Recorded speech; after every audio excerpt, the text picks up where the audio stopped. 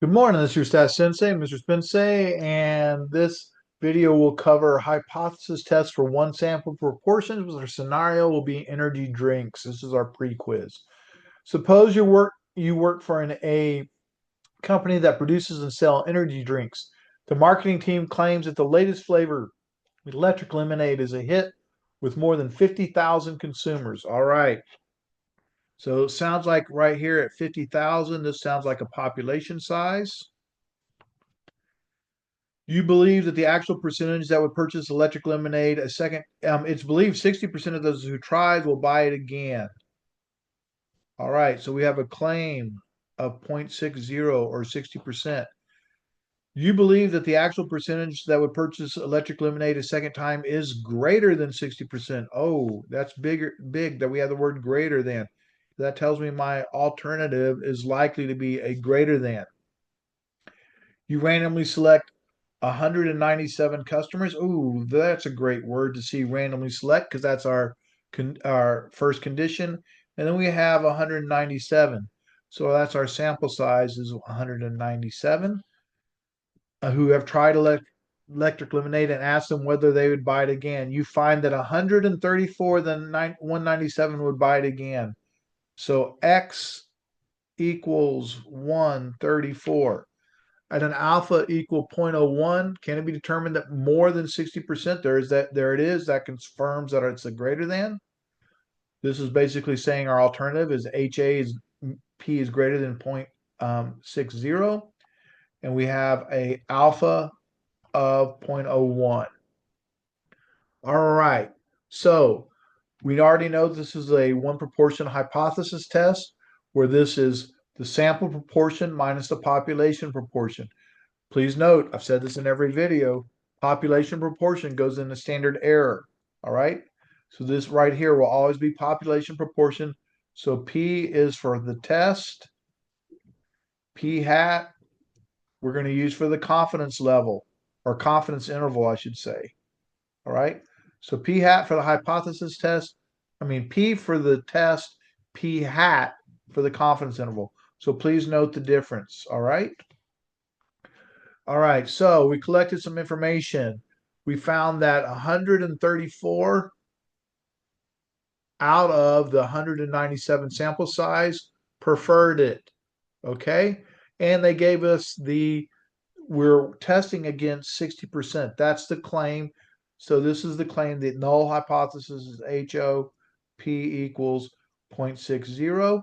Now that 134 over 197, please don't forget our formula for P hat equals X over N. So that's all we did was 134 divided by 197. Oops. 134 divided by 197. And that ends up being that 0.6802 that you see right there. The inference procedure, as we just said, was a one proportion Z test.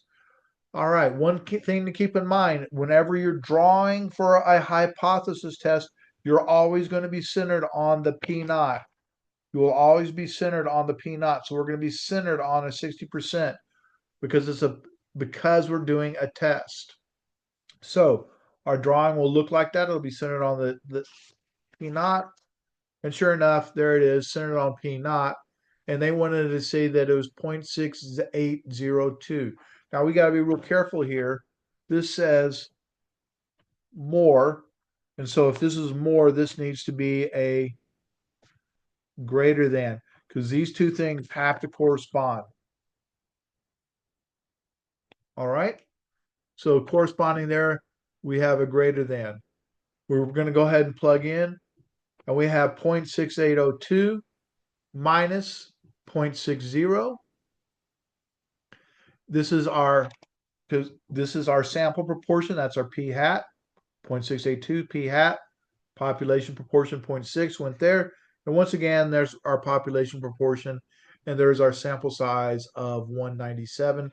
Don't forget that 0.682 came from the 134 divided by the 197 as it shows on the screen. All right.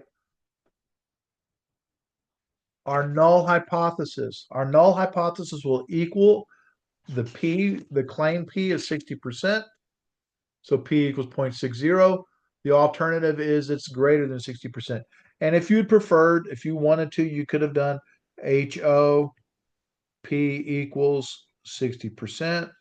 HA P is greater than 60%. So there you go with that. The next thing we need to do is define our parameter. We'll let P equal the true population proportion. Keyword there is proportion of customers who would purchase electric lemonade again.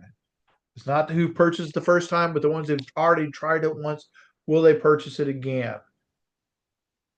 So at this point, we need to look at our conditions. Well, our first condition is always the random sample. Was it a random sample? Oh, they told us it was a random sample of 197 out of the 50,000 consumers. So we know our population size was 50,000. So random select of 197, and that was given, which was great. So we can go ahead and check that off. And then we go 197 times 10, that's 1,970. So that's less than 50,000. So N is less than 10% of the population.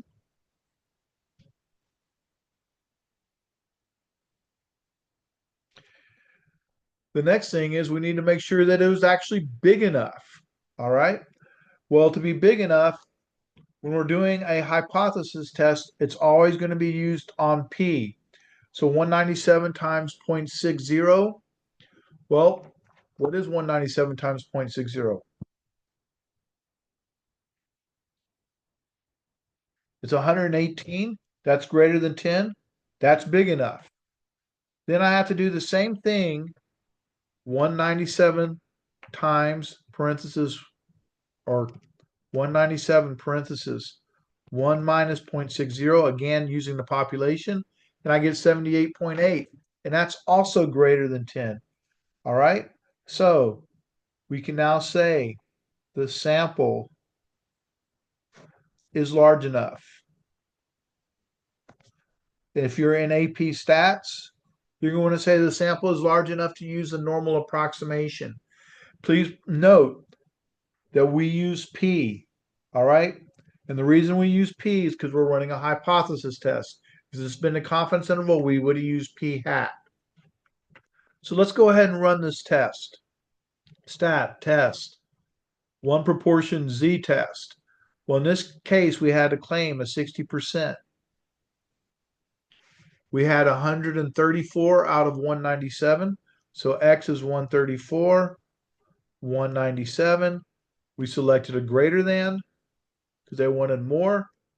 And we ended up getting a p-value of 0.0107. And we were given an alpha level of 0.01. So how about that? So we have a pretty z-score greater than, and by the way, I want to point this out. This greater than corresponds with this, which corresponds with this, which corresponds with more. All right, really important.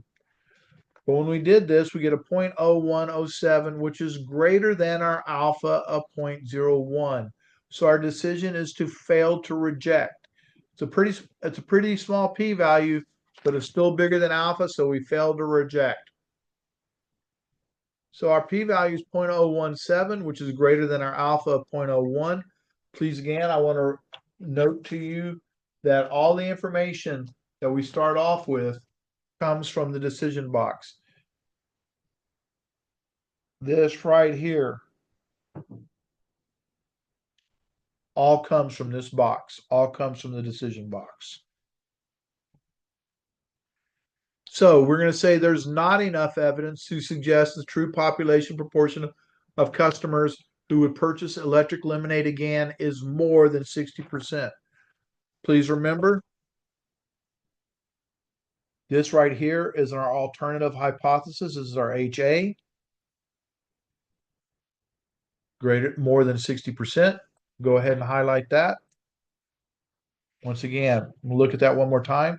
because that's what that says. Proportion is more than 16% or greater than 60%. So that's our alternative.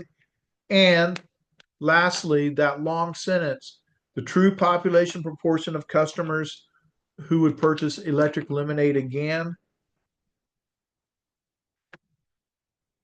that is just a complete restatement of our parameter. True population proportion of customers who purchase lemonade again. This right here is our parameter. Okay, I hope that helped a lot. We'll see you on the next one when we do a confidence interval.